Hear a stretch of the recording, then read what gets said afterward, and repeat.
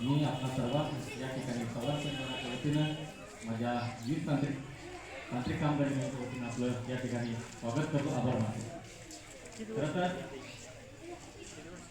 खूप अशा प्रतिकूल परिस्थितीमध्ये चव्हाण कुटुंबियांनी खूप असं जिल्हा परिषद शाळेत शिक्षक घेऊन आपलं ध्येय पूर्ण केलं।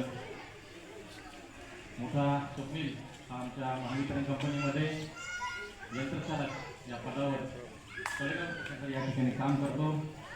छोटा बंधू आपल्या समोर आहे, भाऊ यांनी आपली यशस्वी अशी 17 वर्ष या भारताची सेवा केली, या देशाची सेवा केली। खरोखर अभिमानास्पद कार्य दत्तभाऊंनी आपल्या 17 वर्षाच्या कार्यकाळात केलं।